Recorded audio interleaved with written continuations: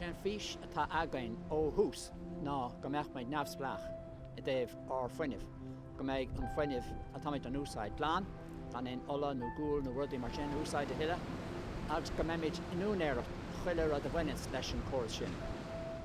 Na buntáiste atá againn an seo ar na tríal Árainn, ibre héan go bhfuil muintir na háite I bhábhar an athrú seo ba táid gur á déanta an iompú go dtí fuinnimh glan. Tá stair againn a bheith neamhspleách as an mór hir. Tá an fís sin a gcónaí an seo Tuairisc go sin go mbeadh méid an ar a thuirt dúin hain agus go háirithe déobh inis an fuinnimh go bhfuil an pobl uileog taobh thiorchain. Tá buntáiste eile. An grí go láidir amach an seo is féidir linn an solas an gríon úsáid chumá. Tá an airge taobh muthgáin is féidir leis na sin úsáid taobh amach an seo go háirithe leis na muirte gaoithe atá le dul an airge.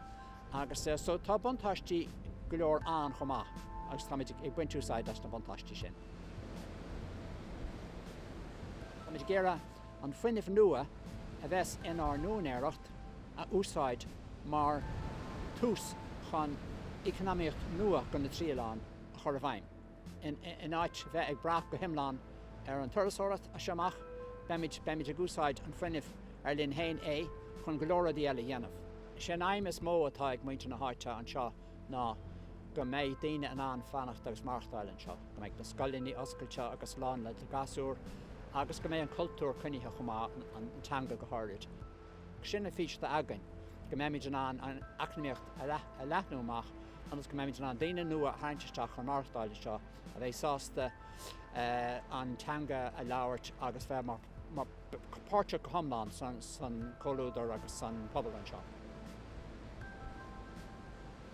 Bunaíonn comhairle na chohíle sa dóigh, tháinig grúpa in an le chéile a cheap gur tábhacht amhaint le cuasaí fuinnimh agus gur comhairle na tasta le bheith dírí a cuasaí fuinnimh amháin ar na tríalan agus a dhéanach ionadaocht muintir na tríalan a cuasaí fuinnimh. Tá muid géire lorg carbon na hilaní islú, tá muid géire fostíocht a chrathú chumá, tá muid géire gomach stíl níos fearr ag daoine atá marachta an seo gomach caide marachta níos fearr acad agus gomach deisinaí fostíochta.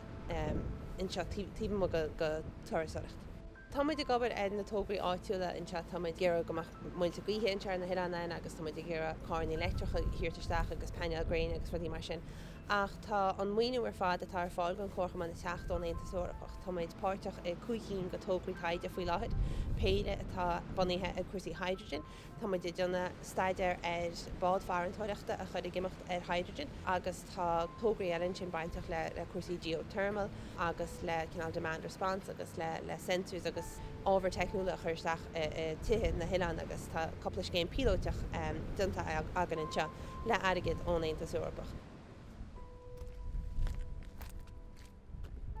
Bhí scéimir ní an seo ag ggóchaman blianta siar be sé blianta fadachan is thug siad isteach séáir as bailile léon le heid tríal ní roiint ba carnaí anbheag ach bhí siad go hálan bhí ceannach go bamsa bhí siad ag séisiir daoine ar nula le tríal íana agus bhí siad daine feábhlíon agus bhí siad intrailug.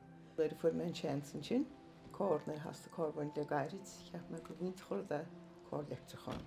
In éilen ag fud a dánanis tána is caiint fin timpplacht agus go gaimuid I bheith gnóthchoilúgan agus sé há bheith táhachtach ben ní tú bháin rudbega éit smudí dhéine faoi na blánaí chuir smudí mu san áirí nó na dandelions nó na scecha chuir smud sa saoire caimuid cuiineir ar a timpplacht cheap me le bhí sean an cóirnú áil go bhaint chorad chuine an rudbeg seo dhéana gon timpplacht go dheoch mun cóir nach gachmuid petrol na diesel úsáide.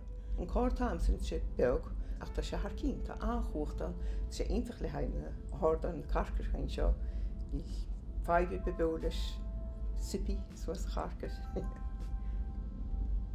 Cé go bhfuil rintmhair ní an seo faoi láid híb tá an costas híb, an costas chuineal choáinna siar.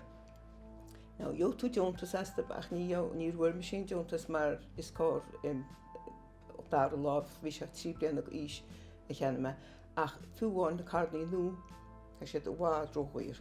Tá an túfas airgad caite ag na hilaní ar úsgráú agus athúú dhéana ar na tíanse. Tá golóirtaíocht agan I dtíobh na muintir gaoithe, marall go bhfuil cinál ciste aigeanú go méid ciste airgad a teachtáid sin a bheith mar buntaiste go na hiileanna agus go muintir na háite. Agus go muintir an go leor dulchan cín i dhéanamh inse I dtíobh cuasaí fuinnimh agus mar phobal. So tá neartáíocht agan agus tá créide ag muinte na háite onan, agus is rud ítach agus rud antáhachtach é sin chun nachfuil mu de bra ar thuirsáireacht amháin le fosna a rothú. Muid anróúil go bhfuil muid an anna bheith páirteach na tógraí se in éanaach le cólachtaí móra ó tíre eile ar fad na Hórapa nó le olscoil na eile timp na Hórapa ar fad. Beidir blianta amach na gasúir, good gasúir muide so le cúna téige me sé bhád níos fearr. Agus mé go cuachtaíine mé mu mulín guí agus seoúgain agus nach tastú leicteach bhain nún sa táfuil láir. Tá méid síon seo ar mála créifóg hagan as an anad achorsála ar nilán an seo. So bailíonn an anad achorsála an fuilech bí orgánach a hagan as na cisteannaí ar fud na hiileáin a go háidir nilán seo. Agus déanann siad an brúscar sin, is gur brúscar é, ach déanann siad é champastáil agus é iompúráis go cré, anna go méid an úsáid ríis ar an ghardín. Agus tá seanscéal an nuair a tháinig nimh colm ciile go háran thart ar 1500 bliain ó hin nach raibh fáilte chur a ribh ag an am, agus gur imiseas nilán an faragach, agus gur chuir sé málacht ar nilán nach meimiid an an, nach meach éon cré ar fáil ar nilán go cloch ile go fád a bheith agus ach anis tá méidir iompúráis ar an málacht sin agus é déanamh á gré hain.